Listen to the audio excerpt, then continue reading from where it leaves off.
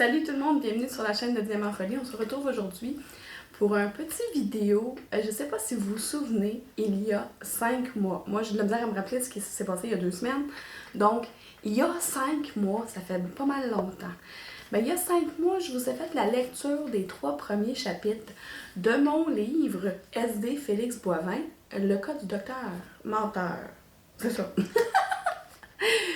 Donc, je vous avais fait la lecture, puis j'avais fait le montage dans ce temps-là. Je faisais le montage avec mon chum, puis on avait fait le montage ensemble. Puis lui, il avait trouvé ça pénible parce que moi, lire à voix haute, ça cadre, je me répète, je suis pas bonne pour la lecture à voix haute. Puis là, j'en parlais avec mes amis du squad, puis ils m'ont dit, bon, on va te le faire, nous autres, la lecture. Fait que là, pour de vrai, là, ben moi, je vous mets juste ici dans le coin les 3 premiers chapitres, si vous voulez vous remémorer les 3 premiers chapitres avant d'écouter la suite. Donc, le chapitre 4, 5, 6 de mon livre. Donc, je vous laisse là, puis je vous reprends à la fin. Chapitre 4. Félix. Boivin et Champagne entrèrent ensemble dans la petite cafétéria de la clinique.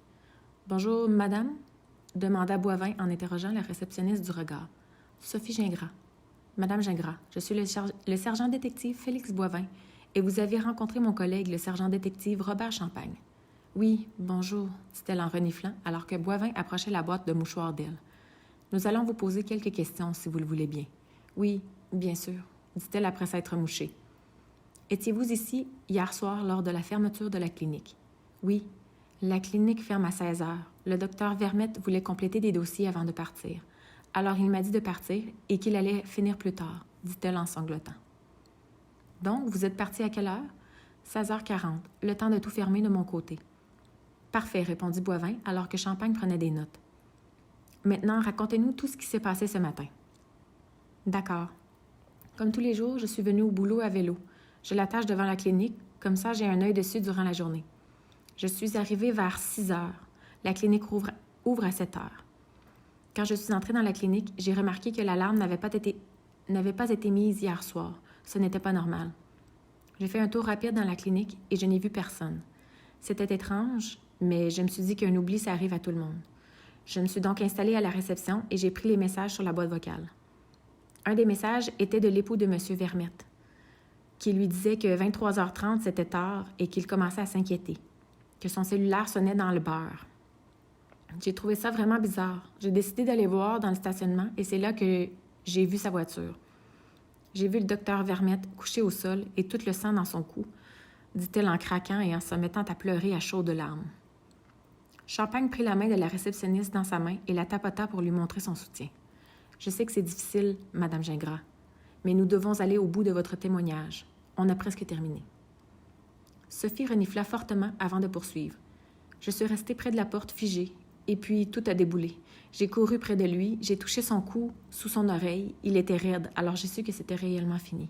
Ensuite, j'ai couru à mon comptoir de la réception et je vous ai téléphoné. « Très bien, » reprend Boivin. « Est-ce que le docteur vous parlait de sa vie? Savez-vous s'il avait des ennemis? » Le docteur Vermette était toujours en train de parler de sa vie. Toujours! C'était un homme heureux, dévoué à sa famille, à son époux, à tout le monde. Il avait une grande écoute aussi. Il prenait vraiment le temps avec ses patients. Je travaille avec d'autres médecins et c'est le seul qui me dit de prendre ses rendez-vous aux 30 minutes au lieu de les prendre aux 15 minutes. Il voulait prendre son temps et ne pas presser ses patients. Il y a d'autres médecins qui travaillent ici? Oui, Dr Davidson et Dr Tremblay. Dr Davidson est en vacances à Cuba et Dr Tremblay commence à travailler à midi aujourd'hui. Oh non, avec tout ça, j'ai oublié de lui téléphoner, dit-elle sur le bord de la panique. Champagne tendit un crayon et un bout de papier à la réceptionniste. Inscrivez ses coordonnées et son nom ici. Je vais m'en occuper. Ne vous en faites pas, c'est normal d'en perdre des bouts. Sophie regarda sur son téléphone pour trouver les coordonnées et les inscrivit pour le sergent détective. Pendant que Boivin observait la réceptionniste, qui semblait vraiment en choc. « Madame Gingras, avez-vous quelqu'un qui peut venir vous chercher? Ou bien quelqu'un à qui parler aujourd'hui? Pour aujourd'hui, la clinique restera fermée et sans doute pour quelques jours. Oui, mon amie Chloé, elle est juste à côté au café, dit-elle en pointant le mur séparant la clinique et le café. Elle m'a envoyé un texto tantôt pour me dire qu'elle était arrivée, que si j'ai besoin d'elle, elle serait là. Parfait, je vais aller avec vous au café à côté et vous y resterez un moment. Il est possible qu'on ait encore besoin de vous, dit Boivin en se levant et en lui faisant signe de l'accompagner. Chapitre 5. Chloé. Le carillon de la porte du café tinta alors que Chloé était dans l'arrière-boutique. Elle sortait des muffins du four. « Une minute !» s'écria-t-elle. « Si c'est la police, regardez sur la table de gauche. J'ai posé un thermos plein avec lait et sucre à votre disposition. C'est la maison qui offre aujourd'hui. » Elle disposa des muffins dans un panier en osier et retourna déposer la prochaine fournée avant de se diriger vers l'avant de sa boutique. Elle aperçut la boulangère, Madame Sinclair, les bras chargés de 2 gros sacs de pain frais. « Oh mon Dieu, Madame Sinclair, je suis partie vite ce matin, » dit-elle en allant rejoindre la dame pour lui prendre les sacs. « Ça va, ça va. En fait, j'étais juste curieuse de venir voir ce qui se passait. As-tu eu des nouvelles, ma grande? » demanda la boulangère. Chloé désigna une table à la dame. « Docteur Vermette est mort, Madame Sinclair. »« Non! Ben voyons donc, » dit Madame Sinclair en mettant la main sur son cœur. « Oui, c'est ce qu'un des policiers m'a dit tantôt, mais je... » Le tintement du carillon coupa Chloé, qui leva les yeux vers la personne qui venait d'entrer, et elle bondit sur ses pieds en voyant Sophie. « Oh, Soph! » dit-elle en la serrant contre elle. Ce faisant, elle aperçut un homme derrière elle. « Oh, bonjour, monsieur, » dit-elle en le toisant. « Bonjour, je suis le sergent détective Félix Boivin. Je suis responsable de l'enquête sur le meurtre du docteur Vermette. »« Un meurtre? » s'écria Madame Sinclair, sur le bord de la crise de nerfs. Elle sortit un éventail de sa poche et se fit de l'air énergiquement. Chloé fit le tour de son comptoir et revint vite vers Madame Sinclair avec une bouteille d'eau. Elle reporta son attention vers le policier. « Je suis Chloé Lavoie. Je suis la propriétaire de ce café, » dit-elle en levant les mains dans les airs pour montrer la pièce. « Voulez-vous un café? »« Je vais vous en prendre 2, en fait. Merci beaucoup. »« Servez-vous, » dit-elle en lui montrant le thermos. « J'ai préparé ça pour votre gang de l'autre bord. Vous pouvez passer le mot, c'est sur mon bras. » Boivin se dirigea vers la table. « Vous êtes bien fine. On en a pour un bon moment à côté. Ça m'étonnerait pas qu'on quitte après le souper même. Vous allez avoir une gang ici pour le dîner. »« C'est bon à savoir, ça. Je vais appeler du renfort. Merci, M. Boivin, » dit Chloé en regardant le sergent détective se servir son café. Boivin referma les 2 verres de café, il salua les 3 femmes et sortit du café. Chloé, qui n'avait pas lâché la main de Sophie, reporta son attention vers elle. « Viens t'asseoir, Sophie, je vais aller te chercher un muffin et un café. »« Oh, j'ai tellement pas faim, Chlo, » dit-elle en éclatant en sanglots. Elle se laissa tomber sur la chaise libre à côté de Madame Sinclair. Celle-ci lui tendit une main et Sophie s'y agrippa sans vraiment se poser de questions. Elles n'étaient pas amies, mais elles avaient toujours été bien gentilles l'une envers l'autre. Chloé s'assit en face de son amie et lui prit l'autre main pour lui montrer qu'elle était là pour elle. « C'est horrible ce qui s'est passé, les filles. Il y avait tellement de sang. Le pauvre docteur Vermette, son époux, j'arriverai jamais à enlever cette image de ma tête, » dit-elle en lâchant les mains des 2 femmes pour se frotter les yeux comme pour effacer ce qu'elle avait vu. « Ma pauvre enfant, » chuchota Madame Sinclair tout en continuant de s'éventer. « Sauf, je ne veux pas que tu prennes ton vélo pour retourner chez toi. C'est pas prudent avec le choc que tu as eu. » Sophie secoua la tête. « Oh non, j'ai pas l'impression que j'irai bien loin de toute façon. Le shake me poigne dans les jambes sans arrêt. »« Oui, prends le temps de te calmer, OK? Je vais téléphoner à Lucie pour qu'elle rentre plus tôt travailler. Je reviens, d'accord? » dit-elle, plus à l'intention de Madame Sinclair, en espérant qu'elle comprenne de rester avec Sophie le temps de son appel. Madame Sinclair lui fit un discret signe de la tête pour lui signifier qu'elle avait compris sa demande. Chloé se leva et se dirigea vers l'arrière-boutique pour téléphoner à son employée. Celle-ci accepta sans se faire prier. Étant étudiante, un peu plus d'heures, ce n'est jamais de refus. Chloé jeta un œil vers son amie et vit que Madame Sinclair avait les choses en main. Elle téléphona donc à son amoureux. « Bonjour, vous avez bien rejoint le zoo de Granby, si vous connaissez... » Chloé entra le poste à 4 chiffres de Richard et le téléphone sonna 2 coups.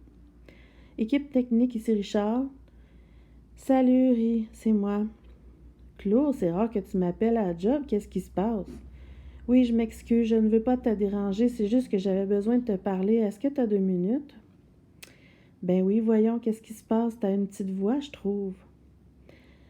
Ri, il y a eu un meurtre dans la clinique à côté. Sophie est ici avec moi. C'est elle qui a trouvé le docteur Vermette mort dans le stationnement. Oh mon Dieu, est-ce que ça va? Je veux dire, est-ce que Sophie va bien? Elle doit tellement freaker. Ah ça oui, elle freak. Moi aussi, je peux t'avouer, je me suis plongée dans la job pour essayer de me calmer et je ne veux pas paniquer devant Sophie non plus. C'est sûr, veux-tu que je vienne te rejoindre? Ben non, tu ne vas pas manquer ta journée de job pour ça.